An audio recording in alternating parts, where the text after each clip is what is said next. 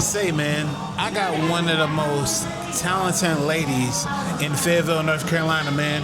If y'all will blink, y'all will miss it. You know what I'm saying? She's in pageants. You know what I'm saying? She's walking down runways. She's kissing babies. You know what I'm saying? So tell me who I have with me today. Hey guys, I am Fayetteville born Dominique Womack, just hanging out, patties with my homie. Yes, ma'am. So tell me, how did you get your start, man? Where did you start off at? Because I know it wasn't Rock 103. It was, you know. I went to Douglasburg High School, graduated class of 2001. Okay. Patricia Bernard was our broadcasting teacher. So in my 11th grade year, she wanted us to shadow different like radio stations, television stations. That's back when Fayetteville had a TV station. And so I actually shadowed Don Chase from WKML for a week in high school. And then from there, I went to East Carolina, and I worked at WZMB, which is the ECU radio station there, and I was their midday drive type person. Yes, ma'am. I also came to interview with WXNR, which is no longer in Newburgh. Yes, but ma'am. whenever they came to Greenville, we would do things with them.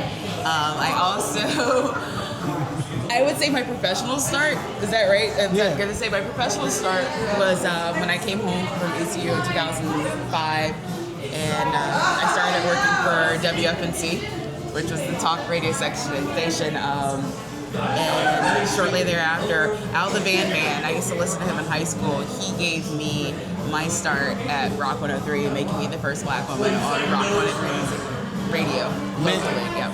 That's like a Black History moment, you know what I'm saying? You know what I'm saying? No, I'm not, you know, I love all races, you know what I'm saying, of people, but just to be put on a rock show as a black woman, that's top tier. Yes. You know what I'm saying? He looked at you and believed in you on what you were doing and how you was going to do it because of the way that you came up. So I mean, without your background, you know what I'm saying, he would have probably been like, okay, well, we'll give you a shot and see how it was going to go. But your background, your drive, your everything that you've done to this point has got you in a spot where it's like, well, you know, she's a lady that can't be touched. So what is one thing that you would give to somebody that is going into the field that you're going into?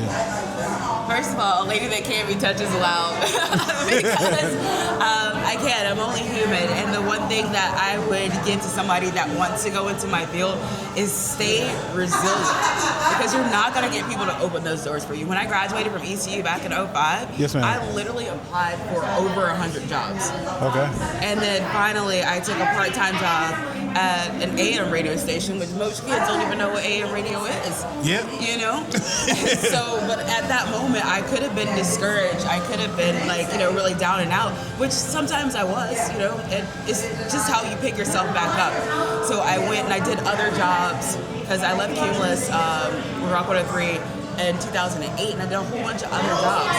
But everything that I learned from those other jobs made me better this go around. And when they asked me to come back in 2021, this time it's personal. It's time to do my thing and show them what the responsible Dominique is about. See, that's what I'm saying. When you go through the trial and error, and then when that time comes back around to flip it, to let people know that, hey, this is what you do. This is what you're going to say to people at the end of the day. Hey, I've been through the fire, I've been through the ringer, and it's not nothing that I can't do. So please, you know what I'm saying, look at my accolades. Tell us about the pageant that you were in, man, because I follow everybody. When I seen that, I was like, yo, she's like the tallest woman out there.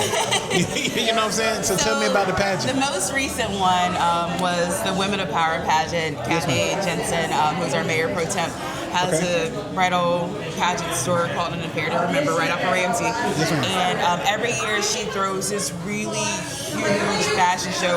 There was like over 100 teenage girls, and then there were the Women of Power. And I was lucky to be sponsored by, I call her my TT Sarah Ballard. She's with the Chamber and USO. Like, she's really active in the community. And she saw me in another fashion show. She's like, oh, you can do this. There's no reason why you're not woman of power. Yes, ma'am. And so, I just went out there and I had fun. I mean, I used to do runway back in the day. I did a lot of things at ECU, except for study. But Look, kids, study hard. Look, you study hard, you get to where you need to be faster than I did. Yes, so, ma'am. yes, do that. But this is the thing, though. You showed, you know what I'm saying, where you tripped up at, and you showed where you can go ahead and overcome and be like, pull yourself together and be like, hey, I got what it takes to go ahead and be in here. So that's what people are looking at, the grind, the studying, the getting back to where you need to be at, and then you got to where you're throwing your tassel to the other side. Yeah, twice. I graduated from FAYETTVILLE State back in 23, and that was just like circle back to the fashion show. That was another reason why, like, Miss Ballard thought that it was important for me to be up there with those women too. Those are like doctors and lawyers and dentists, and I'm like, I'm nothing but like a radio lady, but I feel like I made a difference mainly in my life. So I know if I touched my life, I touched someone else. And so whenever I got to touch that runway in that green dress, I was doing it for my city. Man, look, she, like I said, man, this is, and I put no exaggeration when I say this woman has done a lot, and I've been following her every time she posts her picture on there when she's on Rock 103. I like it. I'm not even gonna lie to you. You know what I'm saying? It's the smile, it's the charisma that comes from the picture. So what I'm saying is that stay on course, don't give up. You know what I'm saying? You may stumble, but you're not, you know what I'm saying, you're not gonna quit. And that's what she's showing. Determination, you know what I'm saying, and showing that it's all of what you give out, and it's all of what you put in.